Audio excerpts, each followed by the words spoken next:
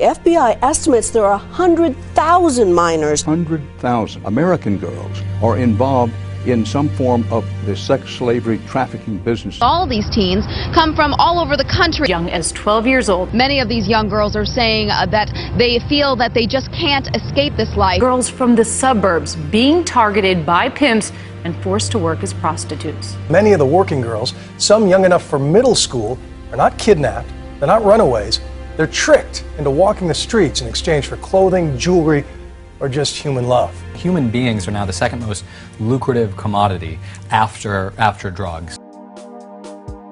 Years ago, my brother was a highly recruited high school football player, and I went with him on a visit to a major university. The coach walked us out into the empty stadium and very dramatically said, "Look around and imagine running out onto the field to the screams of 100,000 fans." It was pretty impressive. Not long ago, I was confronted with another number, another 100,000, only the effect wasn't impressive, it was horrifying. You see, I learned that every year in America, more than 100,000 kids, American kids, are on the market, the sex market, available to be bought and sold. I realized that even the stadium that houses my favorite NFL team isn't big enough to hold the number of victims that are bought and sold every year in this country. We're talking about human trafficking. It sounds real clinical, but all it really means is men forcing little children by force, fraud, or coercion into selling themselves for sex. Little children. Imagine a 14-year-old girl being bought and sold 5 times a day, 5 nights a week, 50 weeks a year.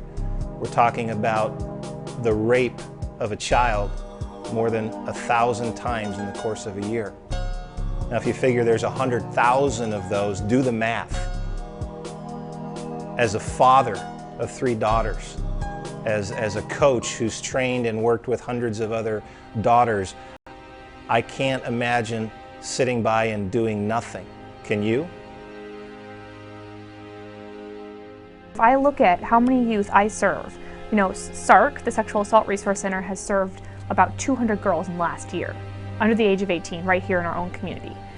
But what we know is for every girl that we identify, she can easily rattle off like 6 more girls that she has worked with, been sexually exploited with, that we don't know anything about. And so I imagine that whatever numbers we've projected, while mind-blowing, are actually small in comparison to what's really happening. As men, we share some collective guilt for at least tolerating the culture that makes these kids vulnerable to being victimized. But we don't have to be paralyzed by that guilt.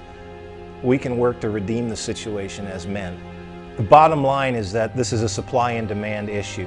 Men are demanding kids for sex, and other men are supplying those kids for sex. So the way I see it, ending demand is a man's job. I think of like one example. I met her in the emergency room. She had been a dancer, and she had a pimp that took all of her money every night when she came home from the club.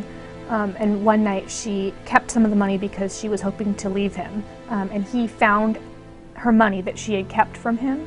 And so he threw her out of a moving car. Some people called 911 and they took her into the emergency room where the ER staff found that she had sustained a lot of injuries, having recently just been gang raped. And so in the last 24 hours of her life, she'd been thrown from a moving vehicle, gang raped by multiple men, was running for her life from this pimp.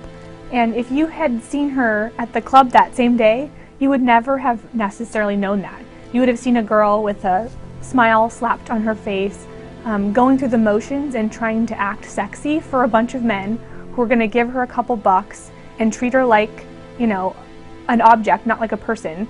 This is an epic battle. It calls for heroes. It calls for men. So let's start by doing something simple, effective, and sustainable. That's what the EPIK project is all about. A simple plan to mobilize 1 man for every victim. 100,000 men. Men that will do 2 simple things: invest a little bit of their resources and leverage a lot of their influence. You see, men created the problem. Better men have to solve it.